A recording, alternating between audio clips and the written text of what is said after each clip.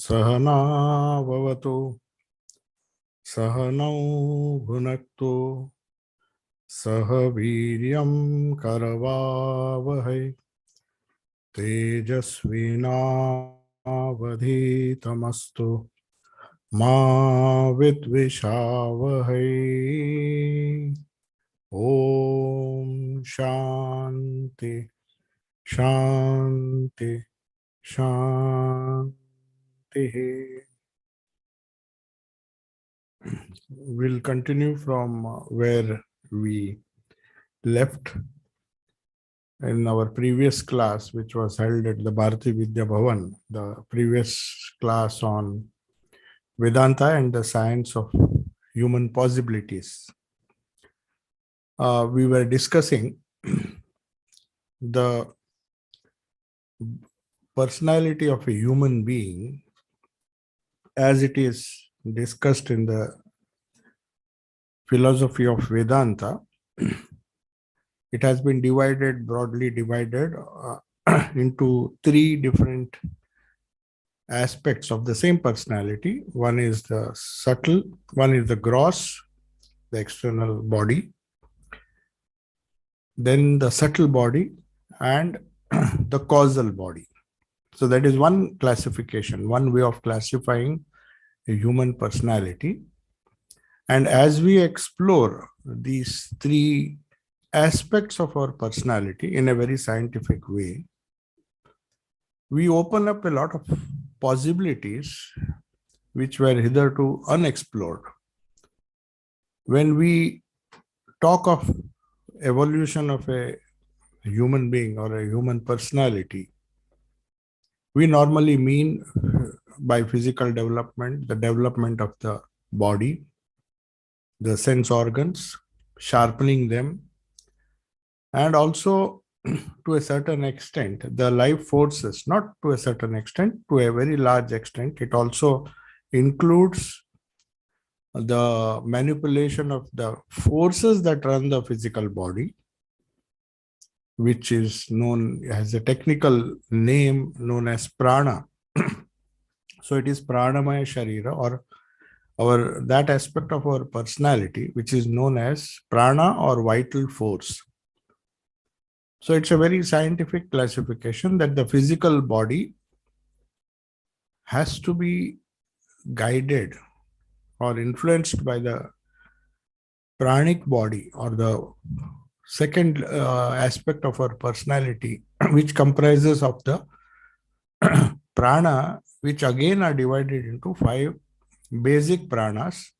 Of course, there are many, if you see the scriptures, Hindu scriptures, there are many other minor pranas, but a basic classification is classification into 5 pranas, which are responsible for the 5 major forces that help us to develop our physical body and also directly or indirectly influence our mental body, which is known as manomaya sharira, that is the mental body. Now, normally in the West, we think that a human being has a physical body and he has a mind, which, according to many material scientists, is a result of the various chemical combinations which take place, neurochemical combinations within the body, which give rise to thoughts. And they think that the brain is the seat of all our thinking process. But of late, or for many years now, people have also explored the existence of a mind without totally depending, though it can be influenced by the physical body and the forces, the vital forces that run the body. A mind independent of that has also been imagined, because they find very often you cannot explain everything, the functions of the mind, the production of thoughts, the thinking process itself cannot be explained with some biochemical reactions in the brain. So, whatever may be the view of the material scientists, according to Vedanta, the subtle body is quite independent of the gross body, the Annamaya Sharira. But I am speaking of a threefold classification. This is according to some schools of Vedanta, where they say we have a Sthula Sharira, gross body, Sukshma Sharira, the subtle body. Now, what it is made of, we'll discuss in great detail. We just gave an overview in the first few classes, based on which uh, we continued our discussions for quite a few occasions. We repeated the same thing because this concept of subtle body is very difficult to understand, particularly in the Vedantic context. So, what is the constitution of the subtle body? That is the second question. And third is the Karana Sharira, which of course I cannot find any equivalent in Western thought, because for them the mind and the soul are something quite similar. So this tripartite existence, which Vedanta believes in, is unique to Vedanta. So mind is many times in Western theologies or Western psychology, of course, psychologists they just do away with the idea of spirit, but Western theology believes in spirit, which they equate with the mind. Something that survives the body, extracorporeal, you can say. So that is their view. But Vedanta speaks of a distinct Sharira or distinct aspect of our personality, which is very important to understand, which is known as the causal, Karana Sharira. Karana means causal. The cause and effect that we see in every human being, physical causes, mental causes, there should be some cause which makes a person healthy. Of course, we can trace it to our food habits, trace it to our genetics, genetic disposition. And there are several other, a lot of research has been done to try to explain, of course, with some degree of certainty, the cause behind all our illnesses, physical illnesses, even mental illnesses. But somehow everything is not explained. Everything cannot be explained through the genetic code and also through physical terms. So it would be wrong to say that pure biological reasons lead to our mental states. That's the first discovery Vedanta made, that the mental body is quite independent, though it influences both the physical body, the Sukshma Sharira. Obviously, it impacts the physical body, the Sthula Sharira, but also impacts the Karana Sharira, and the vice versa. The Karana Sharira also. Now, why do we need a concept of a causal body, which is the innermost core of our personality? Now, that is where the science of human possibilities come into picture. Why have we named this discussion Vedanta and the science of human possibilities? Is because even the most modern research into the behavior and the health and well-being of a human personality deals with the first two. According to Vedanta, we are just scratching on the surface as far as the human possibilities are concerned. Many other possibilities which we see in front of our eyes, not that they are mysterious, we see certain people who are endowed with absolutely wonderful possibilities, like they have some psychic powers, they have some wonderful intuitive capacities which cannot be explained through education alone. The training that they get perhaps cannot explain why some of them have not only well-developed Sthula Sharira and the Sukshma Sharira, but their actions, their thoughts, their intuitions, they go far beyond the training that they receive. You cannot explain everything through nurture. There is something inbuilt in their personalities. So some of the modern biologists believe that 50%, which is a very good estimate, in fact, only 50% of a human personality is nurture. Beyond a certain limit, you cannot nurture. Give him the best education, give him the best academic training. But according to this biologist, I forgot his name, he has written a beautiful book everybody should read, The Biology of Belief. He's not a student of Vedanta, but he comes to the conclusion. I just forgot the name of that scientist who has written this book, the Biology of Belief. It's a beautiful book in which he says, he conclusively proves, not using Vedantic ideas or Buddhistic or any religious or spiritual, maybe he has a Christian background, which makes him believe in the spirit, the superiority of spirit over material existence. That's all. But he bases his conclusions, how belief shapes biology and the physiology of a person, purely based on his own research in genetics and neurology, and he's basically a bioscientist. So he wrote this book, and in that book he comes to a conclusion quite independent, which Vedanta believes that a human personality at the most is 50% nature or nurture, 50% is what he has inherited from his previous lives.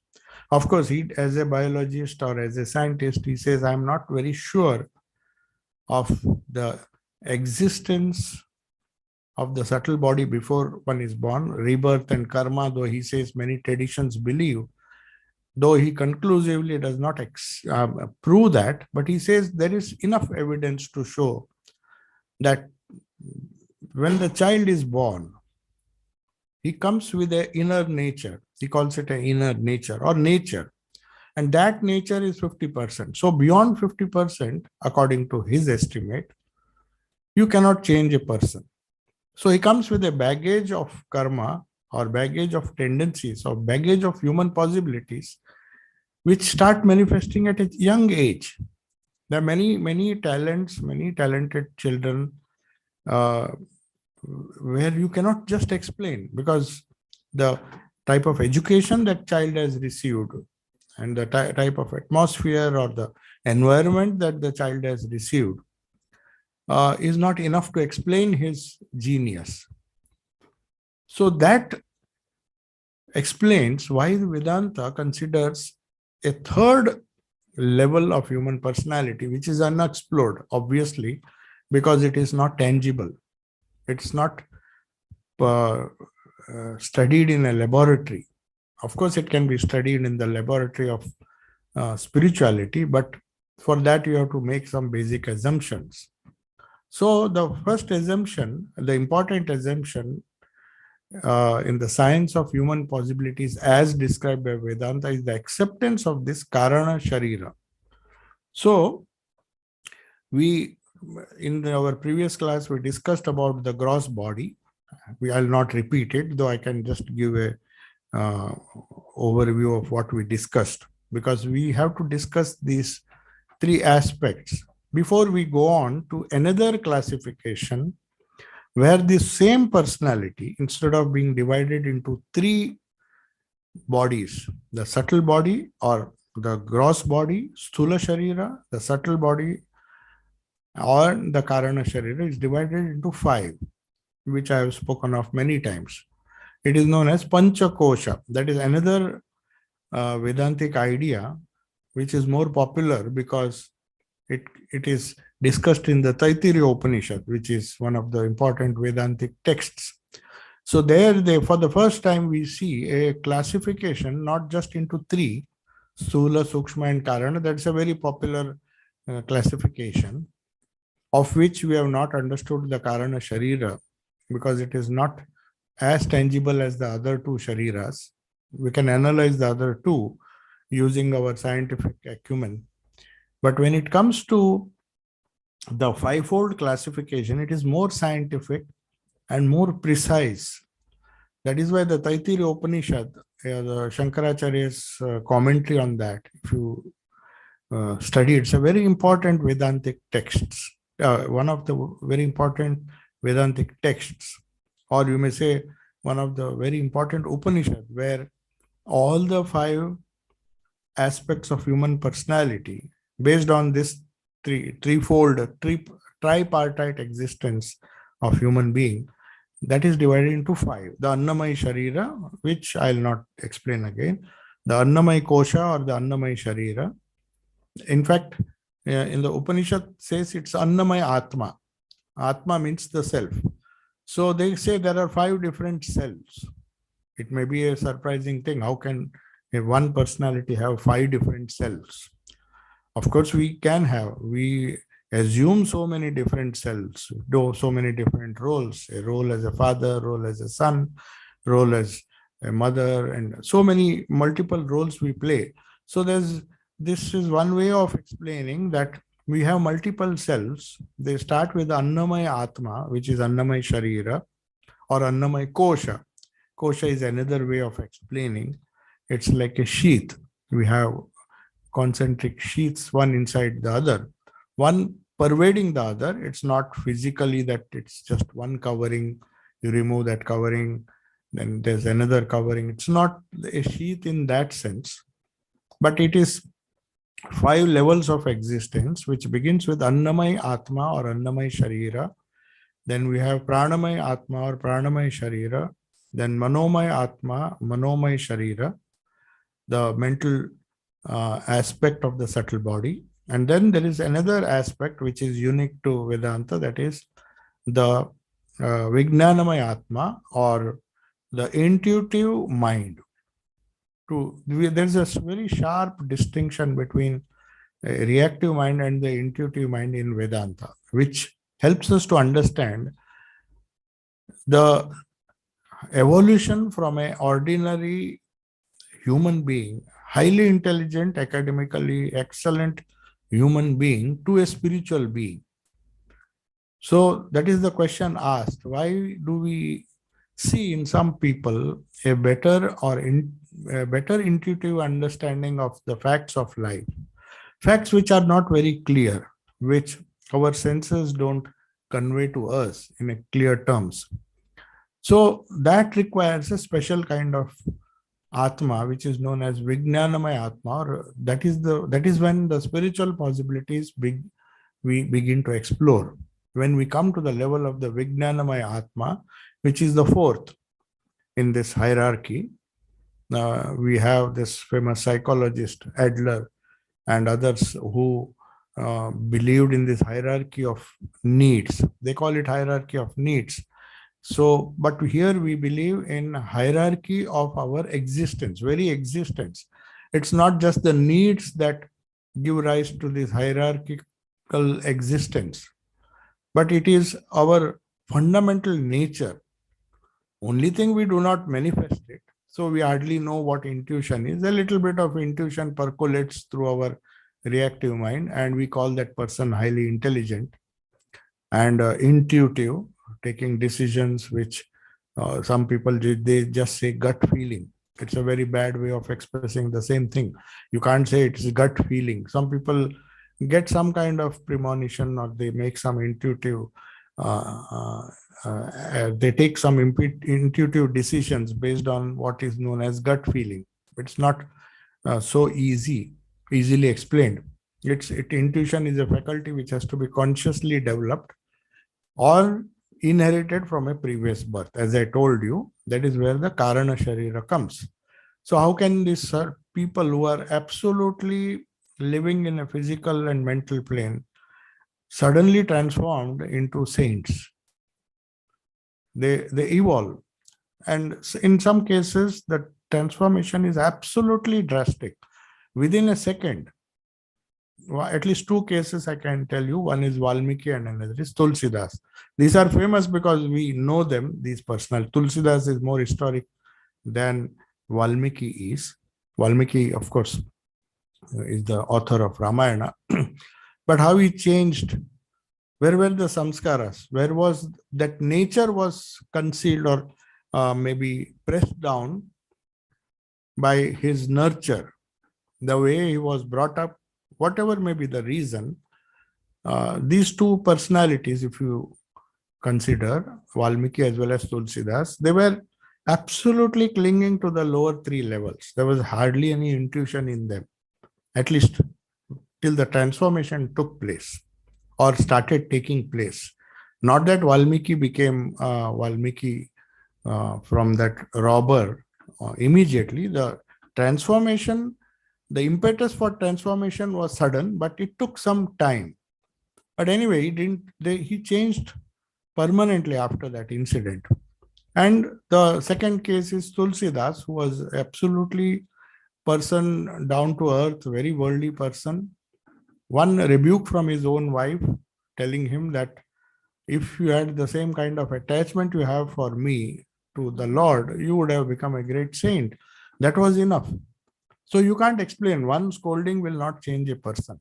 People keep on scolding people and they don't change.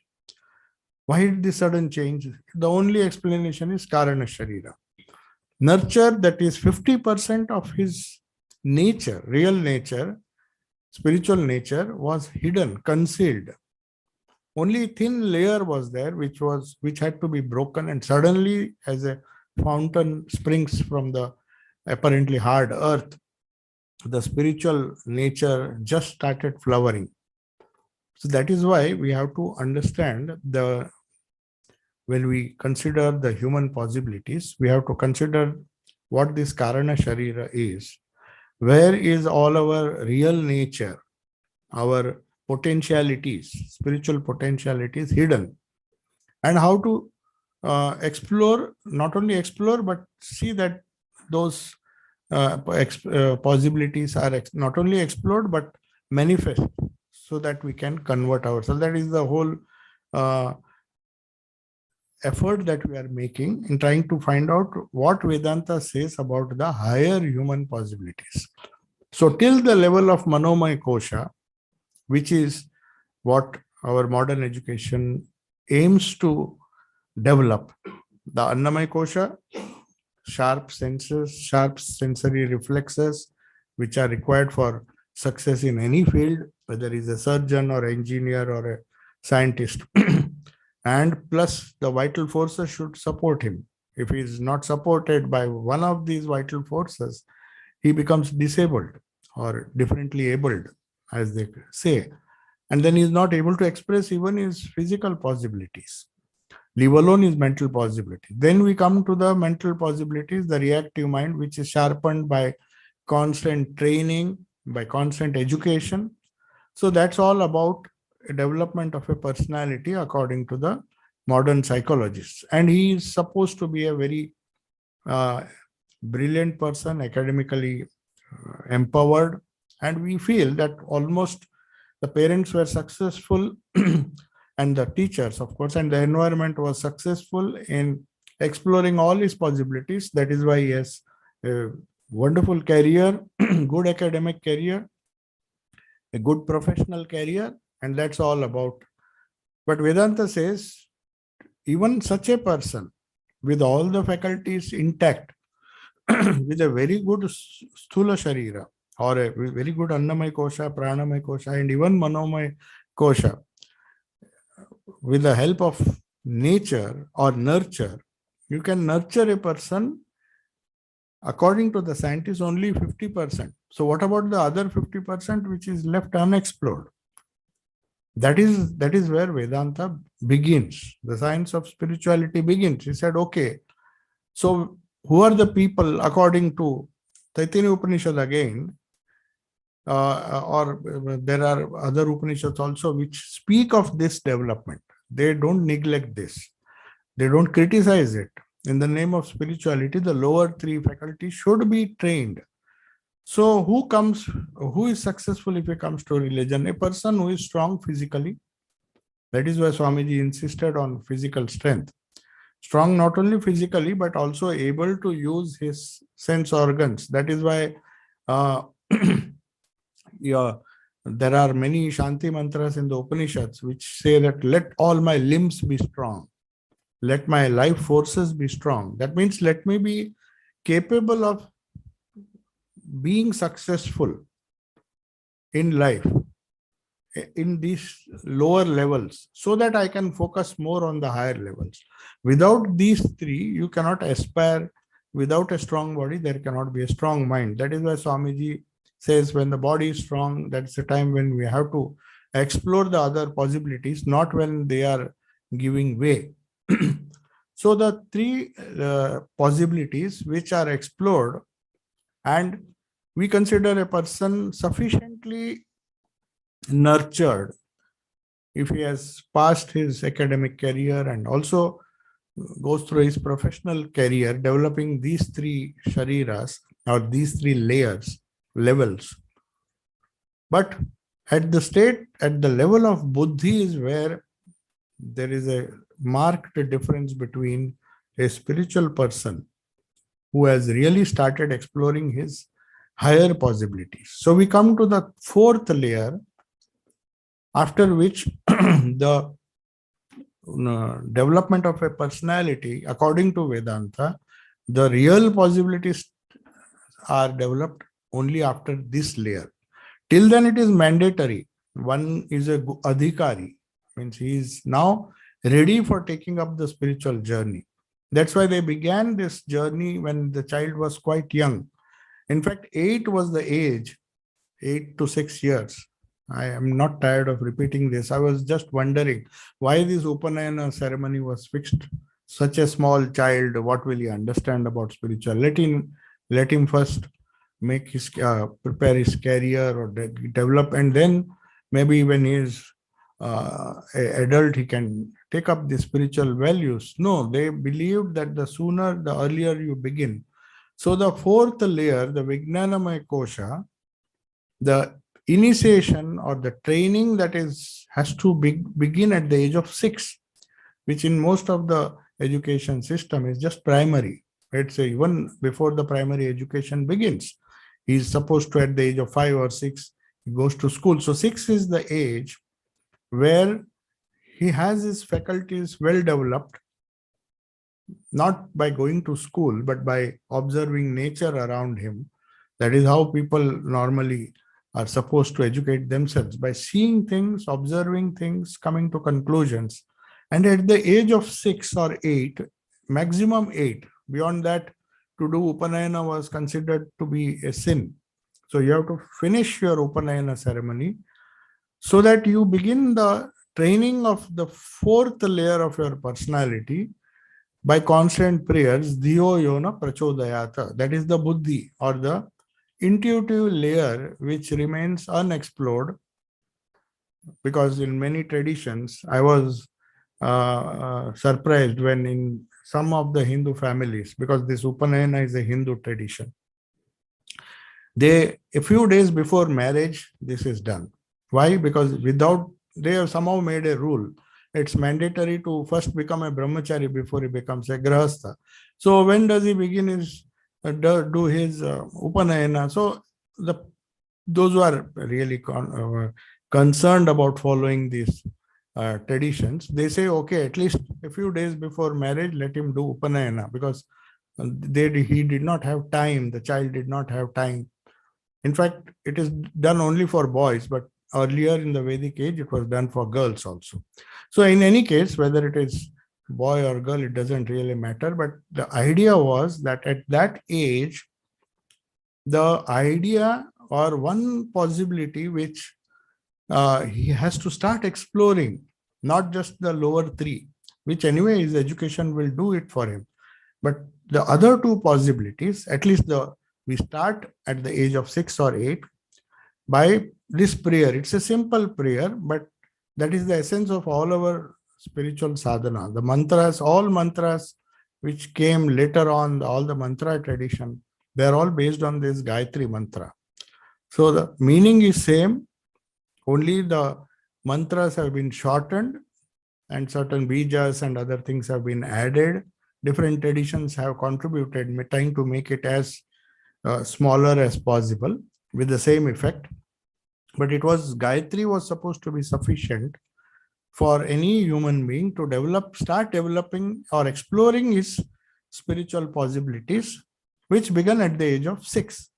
So along with the nature part, the nurture part of his evolution, or exploring the nurture part, he was nurtured, but at the same time, to explore the true nature, the true Karana Sharira, the true Sukshma Sharira, to get an intuitive understanding of life, he needed a higher faculty or a higher mind, which was known as Buddhi.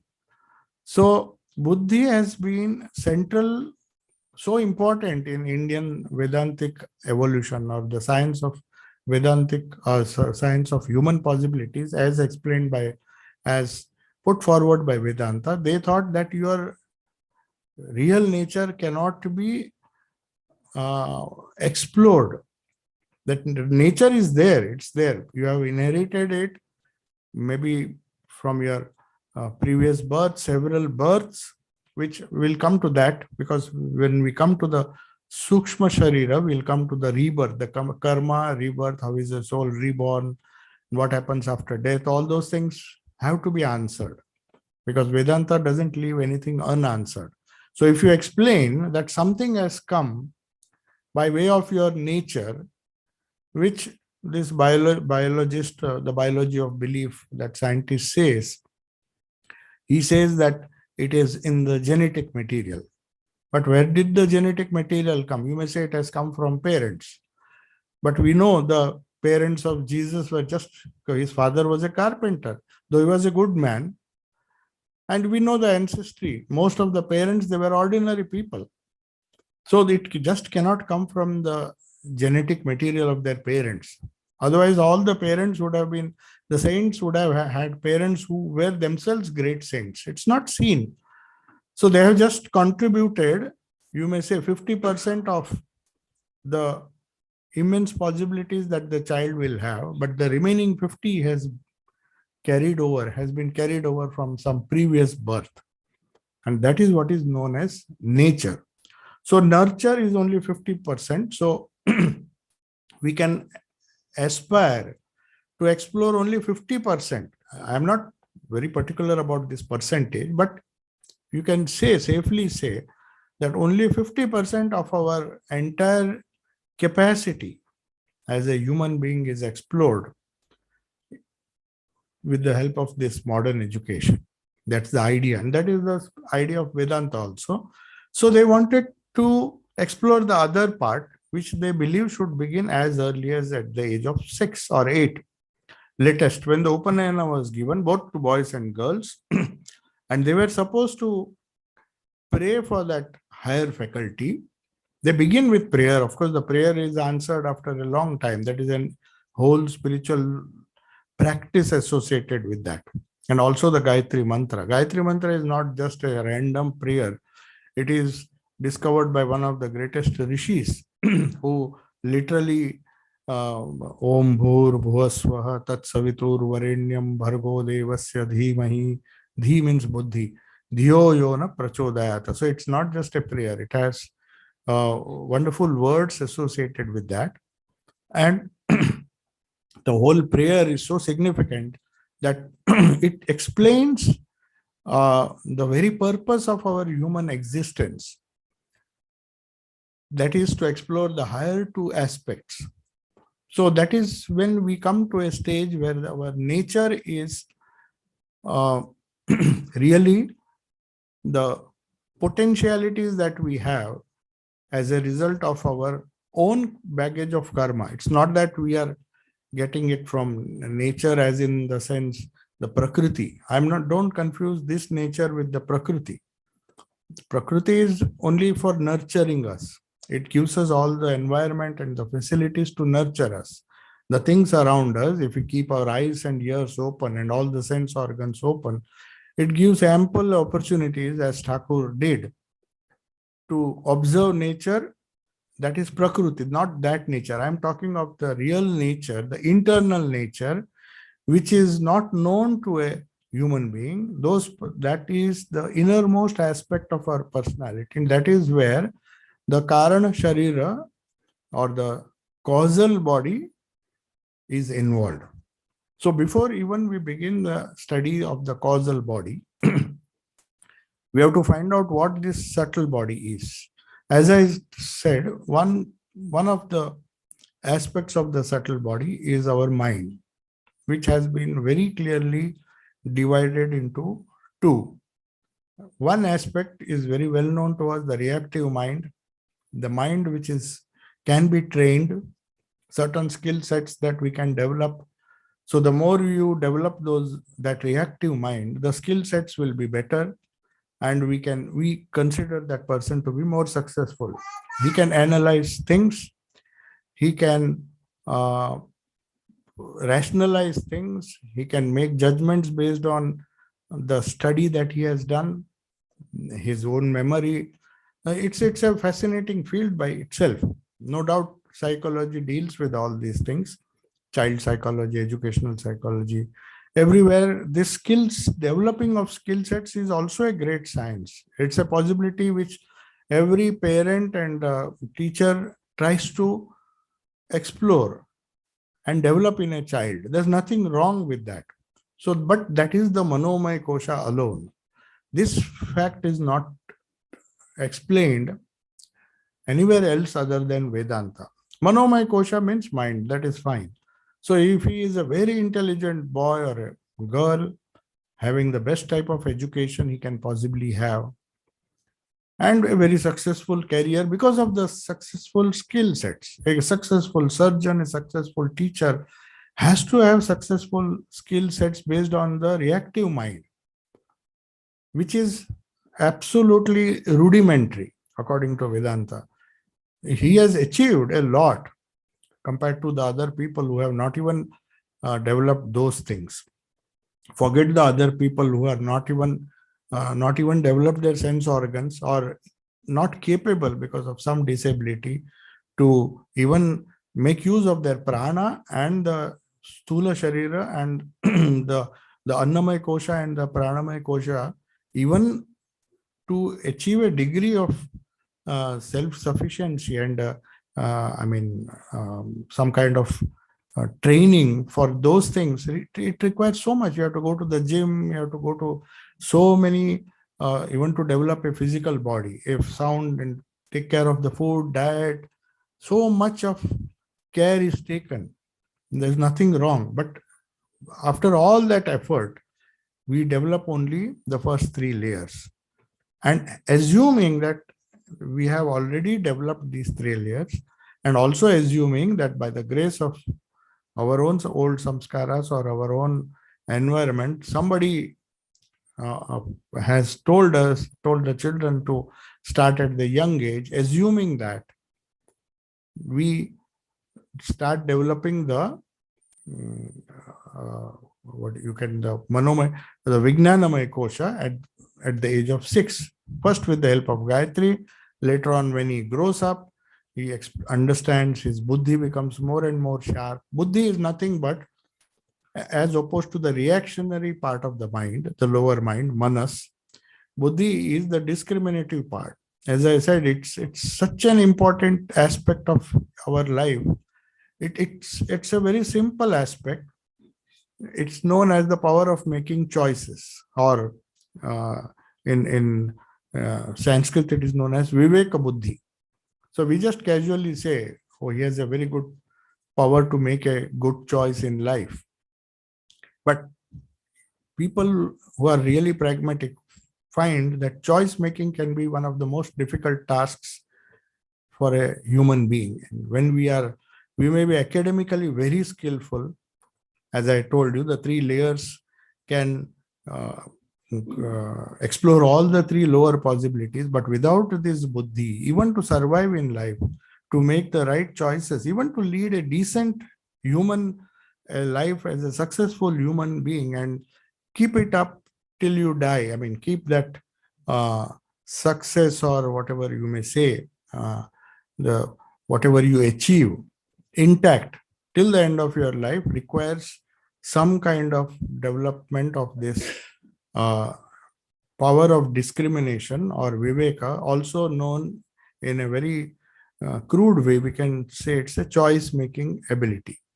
The ability to make the right choice at the right time is something which people expect that it doesn't develop automatically. Let me assure you, if you don't, as part of the program of nurturing a child, if this choice making is not part of that education, either in schools or at home, if we ourselves are not trained to make the right choice at the right time, in brief, it is known as Viveka Buddhi, which they expect the training to begin at the age of 6. So every day when the child repeats the Gayatri Mantra or he repeats, he is just in fact praying to the Lord, to the Supreme Being, that let me make from today onwards. Today has been that's why they call that ceremony, he becomes a Dvija. It's very surprising. Some of the Sanskrit words are so important. Dvija means twice born. They give so much importance to this Upanayana, they call it twice born. He is a Dvija. Of course, it was monopolized by the Brahmins, but there is nowhere. In fact, Swamiji says, show me one place in the Vedas where this is an exclusive privilege of a Brahmin boy or certain castes. That is very unfortunate that it was denied to many of the lower castes. They said you cannot become Dvija. Why not? Everybody wants this power of discrimination. So at the age of 6, not only boys, but also girls. And I don't know if we just make a historical survey, at what point of time girls were denied this. India never believed in this. There is nowhere in our Vedas. I'm not talking of the ancillary scriptures, which are very superstitious, which are not based on facts. Maybe some people wanted to have the power to themselves, enjoy the privilege themselves. So somehow some castes were denied. Later on, the entire female, one gender was denied this. For what reason, we do not know. Let us not go into the historicity of that. But the fact is, nowhere in our Vedas is any child, boy or girl, denied this privilege of development of buddhi. It's like saying you don't explore this possibility. I'm not saying Gayatri Mantra or that repetition or that ritual itself will lead to, because many people have been initiated into Upanayana. How many of them really know the meaning of that? That's not what is meant. But the idea was this institution was created so that the power to decide, to make the right choices, because power to make right choices is necessary for a growing up kid, so that he makes a right choice in life and he doesn't suffer or because he makes a wrong choice. Even in the secular field, forget the spiritual field. Even in the most secular way, if one makes a wrong choice, he regrets for his whole life. In fact, this point was so important, this idea of buddhi. But if you say it is Upanayana, or if you say it is a kind of ritual which Indians do to develop their higher intuitive faculty, then people will say, oh, it's some religion. Let us teach the children that. To avoid that, we developed a program for high school boys in Gujarat, which was an exclusive book on the power of making choices. There is a beautiful tree of choice where a lot of exercises are done, where the child is shown you every time you approach a junction, as Yama is told by Yama tells Nachiketa, these two junctions come to you in every minor incident, every phase of your life. And we just show them that once you make a wrong choice, you go to another wrong choice, and then it leads to so many wrong choices that then it is difficult to retract and come back. Said, no, I should have made that choice. I should have chosen that. I should have, even to succeed in secular life, there's a point beyond which you say it's a point of no return. You can't come back. So even in a very, very secular way, this viveka buddhi or power of making choices is important. And in spiritual, to develop the spiritual personality or the fourth level, that is Vijnanamaya Kosha or Vijnanamaya Atma, that is the intuitive faculty, it is absolutely essential, because without that, no spiritual progress is possible. So that is why when people are initiated into monastic vows, unfortunately, because of the caste system, many of them do not have their Upanayana done. So that is why in the Ramakrishna tradition, first the Upanayana is done. Maybe it's a late age, but even as a ritual, it has to be done. So brahmacharya is given first before sannyasa, because he is not fit enough to even start the spiritual life, theoretically. Of course, if we have developed that power of making choice right from birth, some people are privileged. Everybody does not have to undergo that ritual. That's there are exceptions. But the idea is this ritual or this dvija, the twice born Upanayana, was designed so that at the age of 6, he is as it were reborn to a new kind of training, a new kind of training which is required to explore his higher possibilities of his personality. Because otherwise he'll end up developing only the lower aspects of his personality, the first 3 aspects, the Annamaya Kosha, the Pranamaya Kosha, and the Manomaya Kosha. And then people will call him a very successful person based on his academic achievements. But then he may lead a fragmented, broken life. All his life, with all his qualifications, with all his excellence in skill sets, training that he has received from the academic institution, he may still die a broken-hearted man. Why does that happen? Why does all this excellence doesn't automatically lead to true happiness? That is because the other 2 layers, other 2 levels have not been explored. So that is why when we discuss the subtle body, the Karana, before we come to the Karana Sharira, now this Karana Sharira is a huge topic. We will discuss it some other time. But the subtle body itself is such a complicated structure because of this particular aspect, division of our sukshma abilities, that is Manomaya and Vijnanamaya Kosha. This is very important to understand the distinction between them.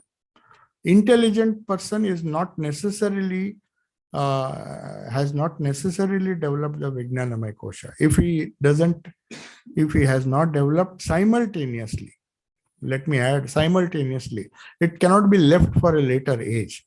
That's why they thought, along with the primary education that he gets at the age of 6, he is simultaneously told, be trained to take the right choices right from childhood, so that along with the development of skill sets, development of the Annamaya, Pranamaya Kosha and the Manomaya Kosha, he is developing his Vijnanamaya Kosha as well.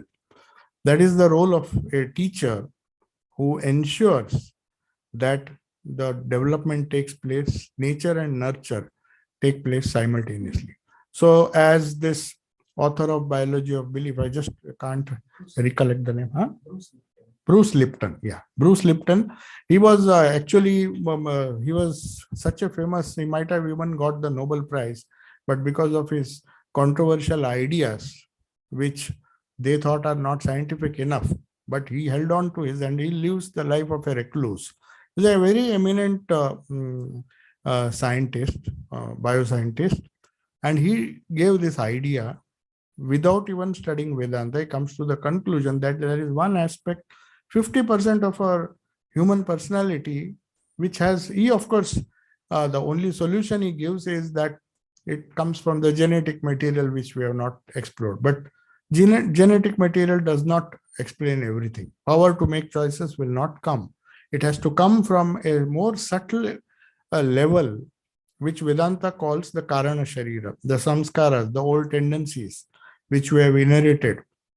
So that though he just keeps the discussion after the end of the book, you will find that he says, we do not know, there's some unknown force beyond the forces of biology which determine human development. He just keeps it open because he is not sure of the spiritual aspect of human personality. So when we discuss the Karana Sharira as part of this science of human possibilities, you will find that the training begins with the development of Vijnanamaya Kosha, and then comes the last or the fifth layer, which is known as Anandamaya Kosha, where it's not just Anandamaya may give you an idea, it is a joyful state. Of course, Ananda means joy, but what is the joy? It's the joy of freedom that you enjoy when you make the right choice. If you make a right choice in life, you will see, if you make the choice which happens to be the right choice, a choice after your own heart, then you get joy. That's the idea. So the Vijnanamaya Kosha, the power of discrimination, enables you to make such choices that gives you joy. There are certain choices that we make that make us go forward in a way, but it makes us repent always. There's a sense of repentance that I should not have made this choice. That would have given me more joy. Even in choosing a career, you see, a simple fact of choosing the right career, we just think, oh, maybe if I had made that choice, I would have been more happy. So it's the search after happiness. That happiness which we are trying to search and which we are not getting because of the wrong choice. So some lack of development in the Vijnanamaya Kosha doesn't take us to the level of Anandamaya Kosha. So these two the levels of our personality, we will discuss in great detail. We don't have much time. If there is some time, there is some time. So what you can go. Aarti is at 6. So if there are some questions, you can ask. Yeah. So when we take diction, does that work at the level of Vijnanamaya Kosha? Yeah, it is supposed to. Yes. The maximum human possibility. Yeah. So exactly. Spiritual initiation is a process very, very similar to the Upanayana, or they say Yagnopavita, the twice born. So that's why you say you get your real spiritual birth when you take Diksha. It may be at the age of 50, unfortunately. It may be at the age of 6. It may, of course, there is a limit to that. Just as we have a limit, 6 to 8 years. In our tradition, we just say 8 to 10. But there are cases where people have taken, if they are lucky enough, at a younger age. 8 years, so we have seen so many children have taken initiation. 10 years is also fine. But the idea is, we start exploring the other two levels. That is the only purpose of spiritual initiation. It cannot do anything for us, because all other things, other three levels of our existence can be taken care of by good schools, good parents, good education, a lot of money. They can easily deal with. We don't need Diksha for that. Diksha is only to explore the unexplored possibilities at a higher level. So the question was, does initiation, those of you cannot hear on Zoom, whether the exploration of the Vijnanamaya Kosha, or the fourth level of our existence, begins after Diksha? Theoretically, yes, but if one is gifted enough, even before Diksha, it can, because some people have their Upanayana at the age of 6 or 8. Some children are, and somebody has very kindly or very nicely explained to them. So they are already performing some kind of exploration even before they come. Then Diksha becomes more fruitful, even at a older age. Yeah, but that's the purpose. Yeah. Yes. My question is linked to Shaila's question. So does leading a spiritual life, satsanga, prayer, meditation, help you to make the correct choices? Yes, spiritually correct choices, it will help. But to make, as I said, there are other choices which we need to make in the secular world. Everything is spiritual, but it may not help, because if you are wrongly informed, suppose you don't have enough data to make you the right choice of choosing a particular secular career, then your spiritual intuition may not help. It may just give you a hint that some kind of gut feeling that what I'm doing is not right. But beyond that, you have to explore because as I said, we have to explore the lower possibilities as well.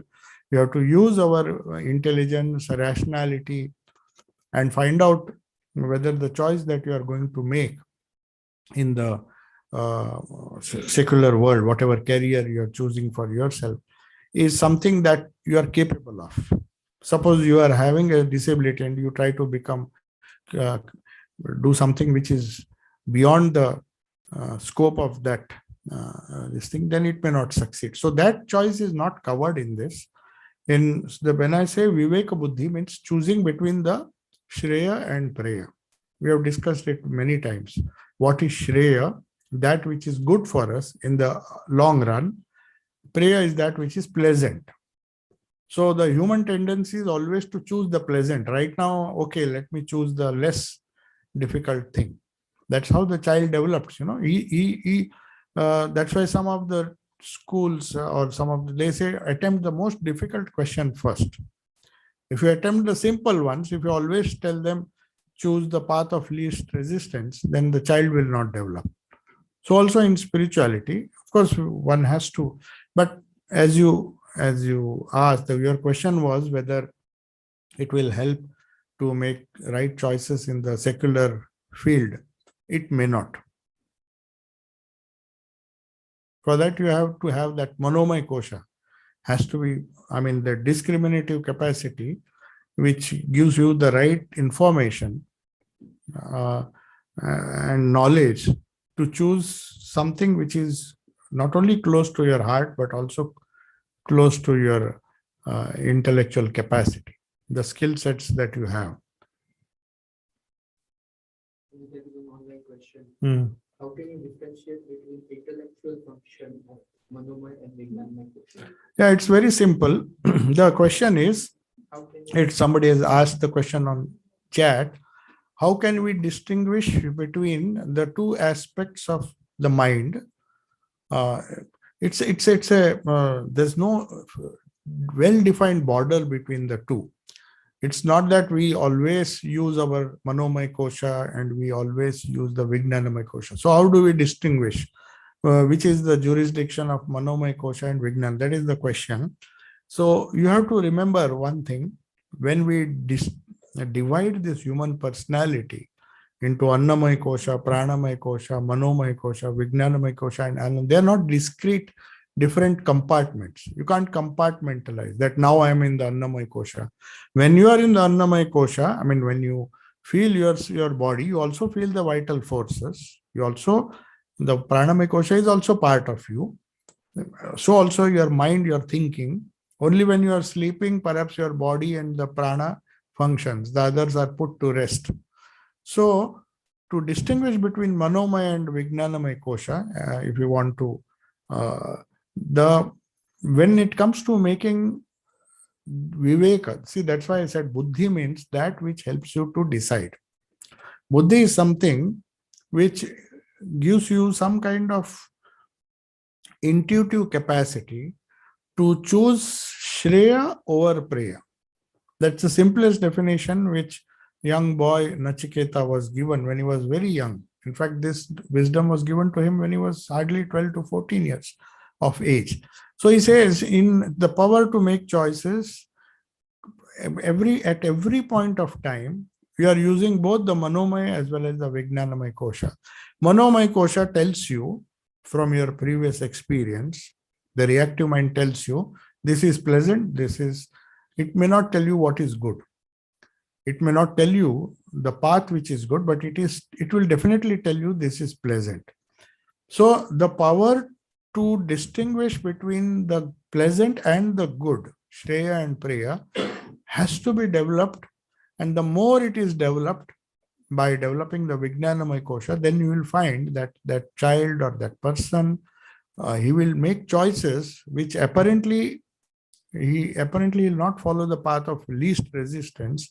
He will follow a slightly difficult path based on his intelligence, knowing fully well comparing it with his predecessors. There's a lot of human history. We have a huge database. We know who is wrong, who is right. In fact, Duryodhana, who was trained by the same guru as Drona, as Arjuna and the Pandavas, by Dronacharya, he himself admits that I know what is wrong and I know what is right. I know what is dharma, I know what is adharma, but I can't give up adharma. I can't give up evil. So not that he doesn't know, they know what is Shreya, what is Preya. That part of deciding what is the part where the mind chooses to do the Shreya, that which is dharma, is known as the function of the Vijnanamaya Kosha. So when you make wrong choices, definitely you're functioning at the Manomaya Kosha, you're following the path of least resistance. When we struggle, that's why Swamiji gave one of the best definitions of human life. In fact, instead of saying your whole life is made of your capacity to make the right choice in life, instead of saying that, Swami Vivekananda was asked by the Raja of Mysore, can you define life in a very small sentence? How can you define life? Is such a complex thing. How can you define it in a single sentence? He gave a beautiful answer, which perhaps will answer your question, that life is a development of a being under circumstances that try to press it down. So you see, he's given a very, very pragmatic but very important definition of life. Circumstances will always press us down. Now, when the circumstances press you down, there is a tendency to follow the path of least resistance. You choose the pleasant over the good. So Vijnanamaya Kosha tells you, exert your will and try to see that circumstances may press you down, but you go against that and try to do what you know is good. So it's always difficult to follow the path of Shreya. When you do that, you are working at the Vijnanamaya Kosha level, and when you succumb to the pressure, the circumstances press you and make you follow. Nature is always trying to pull you down and make you follow the pleasant, the Preya. So when you choose the Preya, you are going back to the Manomaya Kosha. You are convincing your mind, oh, that is too difficult. Let me not. So then your life is not a development. So as Swamiji said, life is a development of a being under circumstances which try to press it down. Circumstances will always press you down. But how much you can struggle against it and how much of the will, your own willpower can you exert, that comes only if you have a well-developed Vijnanamaya Kosha. So that is, I think, it's very difficult. As I told you, they are not watertight compartments. You have to make your own choice. And that comes as we develop spiritually, the power to make the right choice. Very often it takes years and years to make the right choice. After so many wrong choices, we finally end up making the right choice. And then life becomes a bit smoother. Till then, it is all, it's a sort of grind we have to undergo. There's no other way. Yes? Na karma na praja, I mean, end of the line it says that not even by sacrifice, only by the sacrifice that you have to take. Yeah, tyagena ike. Tyaga there means the sacrifice of the ego. If we analyze, that is at a different level he's asking, he's discussing. So he says neither by wealth nor by progeny nor by doing anything you can reach mukti, but by renunciation alone. Tyagena eke, only by renunciation. Renunciation of what? Does it mean renunciation of wealth or anything? It's the renunciation of the ego. So once the ego is creating all the problems, that I am taking this, it's my decision. And then you struggle all your life to protect or maybe to hold on to what you think is right without understanding whether it is Shreya or Preya. So you think it is Preya and you run after it. So to give up that, that's why ego, I have not discussed that when we come to the subtle body, Manomaya Kosha, there are actually 4 aspects of the mind. One is the discriminative mind, that is Buddhi, the reactive mind, Manas, but there are 2 other things. One is ahankara or ego. That is also a part of the mind, that holding on to certain things, mostly wrong things, holding on to that in spite of all the scriptures and everyone telling you that is wrong. No, you will adamantly hold on to what you think is right. That is known as ahankara. And then there is another aspect which is known as chitta, which again comes to the karana sharira, which is the storehouse of all your past actions. So that's why they say be careful that you don't accumulate a storehouse of evil or wrong actions, which will then haunt you. It's in the subconscious mind, but they with that aspect we'll discuss in the karana sharira. But right now, your question, it is Tyaga means giving up that ego, the false ego. Last question. Yeah. Can the blessing of holy people influence our subtle bodies?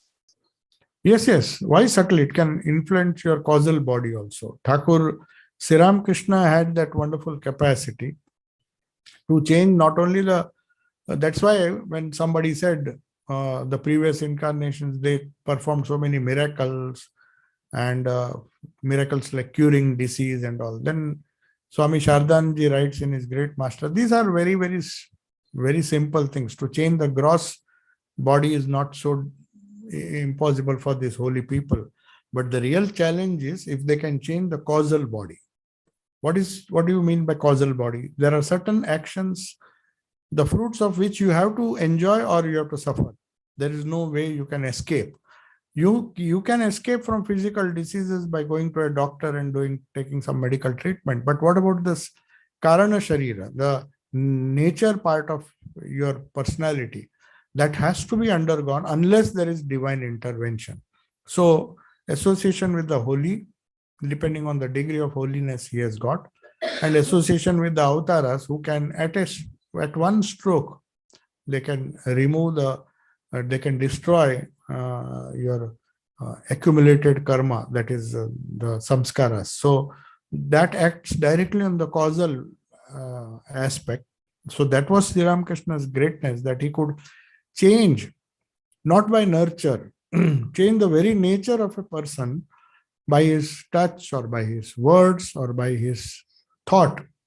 So that is the difference. It definitely can. But definitely it can affect the subtle, because when you are in holy company, you have a tendency to think higher thoughts. You are accumulating good karma. So it's very logical that holy company helps. Om Shanti Shanti Shanti Harihi Om Tat Sat Shri Ramakrishna Arpanamastu.